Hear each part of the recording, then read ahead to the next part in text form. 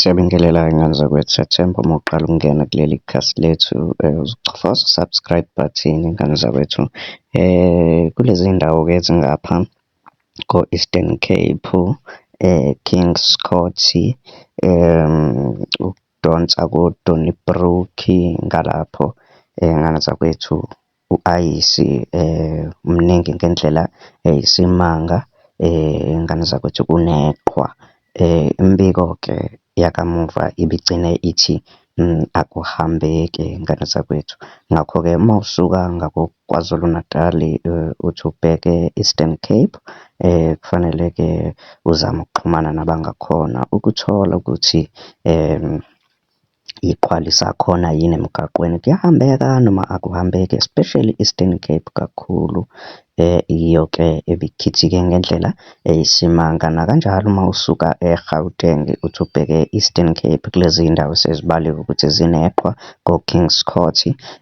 Ubuze ukuthi bafowethu ngicabanga ukuza ngalapho kuyahambeka yini, ngoba okwakamuva obekukhona ama-truck-i abestakile, as you can see, ubuka amavidiyo ukuthi-ke bestakile ngenxa ka-Ayisi. Ngane zakwethu khumbula phela ukuthi-ke i-truck i-heavyweight, i-truck ngane zakwethu lilayisha umthwalo omningi, i-truck lisindwa umthwalo. So manje uma kuno-Ayisi emgaqweni alikwazi ukubamba kahle ukuze likwazi ukuthi linyuke ey'ndaweni ezinyukelayo. So kufunakala ukuthi kuklinwe u-Ayisi emgaqweni ukuze likwazi ukuthi lithathe amandla bese liyahamba-ke ngane zakwethu-ke amabanga amade.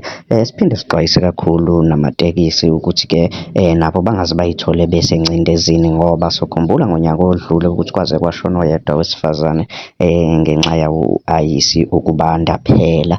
Lapho-ke u-Ayisi kwathatha 3 days ukuthi-ke badedeleke emgwaqweni. So ngane zakwethu-ke asiphephe, sifike emakhaya siphephile. Ungalithathi uhambo ungaliqinisekisile ngenxa yokuthi wena usunentshisekelo yokuhamba, cha nje bekezela ufone ukuze bakutshele ukuthi-ke kuyadluleka lapho noma akudluleki. Uma bethi kuyadluleka it's fine-ke, ungahamba uye-ke lapho-ke ufuna ukuya khona. Mina-ke nawe bengathanda sihlangana kwi-comment section, siphinde sihlangane nawe kwividiyo elandelayo. Hlala nomkhosi, danko.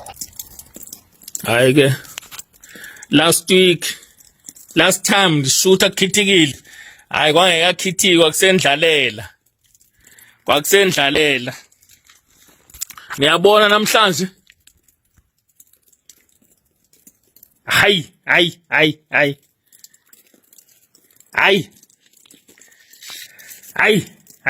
namhlanje funa ukuyithetha, hayi khona. Sikuphathele ezishisayo, hlala nomkhosi kusukela Monday kuya ku-Sunday. Ungakhohlwa ukuchofoza subscribe button kule channel yethu.